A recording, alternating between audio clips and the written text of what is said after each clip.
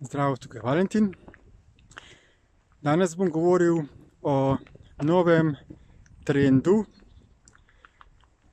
ki poziva ljudi, da svojim sovražnikom pošljemo opeko.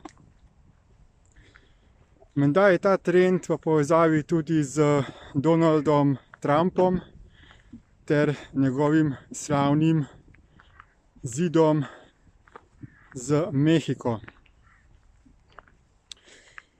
Skratka, ljudje naj bi imeli sovražnike, torej tiste ljudi, ki so nam storili krivico, ki so nam prizadeli, in namesto, da bi se na njih jezili ter jih javno obrekovali v obliki videoposnetkov ali besedil, je sedaj novost, da se takemu človeku enostavno pošlje opeko. Oziroma, da se na spletnih omrežjih objavi opeka ter zraven doda obraz tistega človeka, kateremu je ta opeka namenjena. To je seveda spet neka zanimiva novost, ki se jo nekateri poslužujejo. Seveda pa jaz ne podpiram kakršnega koli razpihovanja sovraštva, kajti vsak od nas je v preteklosti zagotovo marsikoga prizadel, mu storil kakšno krivico, večinoma brez da bi se tega zavedali. In pošiljanje opek seveda ne bo spremenilo dejstva, da se mogoče počutimo prizadete oziroma da nas nekdo dejansko je prizadel, da smo doživeli kakšno krivico, bolečino, izgubo, škodo. Če bomo še naprej se samo jezili na druge, potem podobno kot pravi tisti pregovor, če te je nekdo prizadel, mu iztakni oko in na koncu bomo vsi ostali slepi.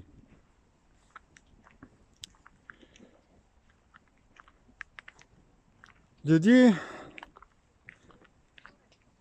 živimo v svojem umu, v svoji domišljiji,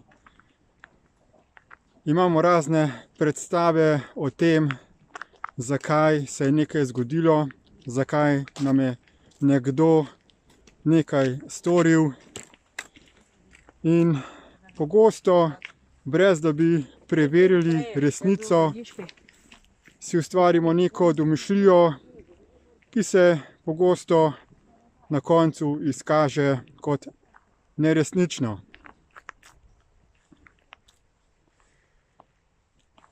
Marsikdo, ki druge prizadene, četudi hote,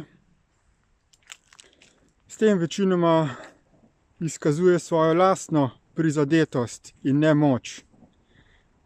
In išče v bistvu pozornost, išče podporo in razumevanje drugih ljudi.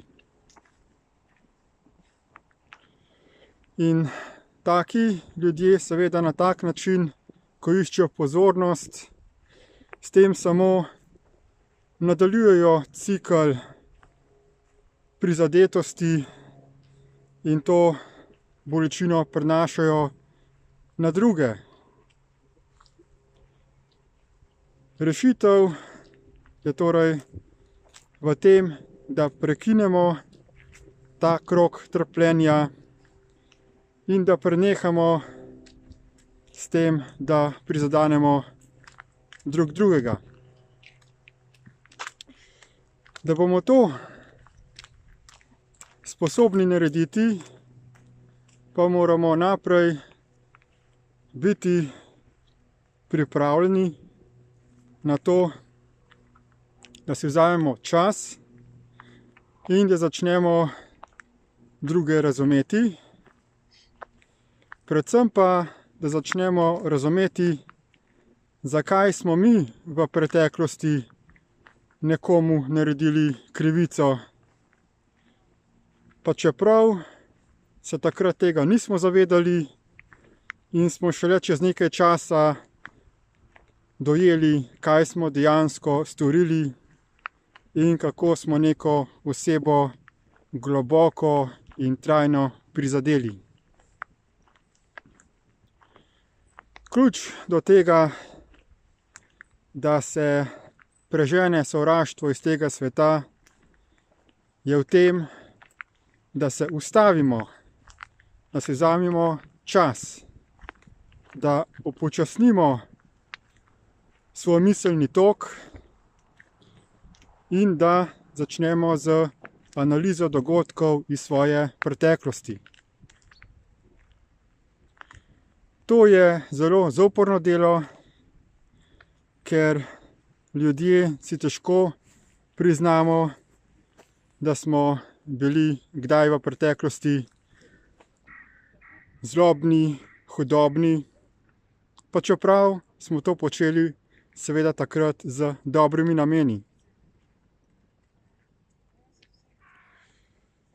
Jaz že okoli 20 let delam na sebi in 8 let po sistemu analize lastnih miselnih vzorcev, ki ga je razvila skupina Destiny.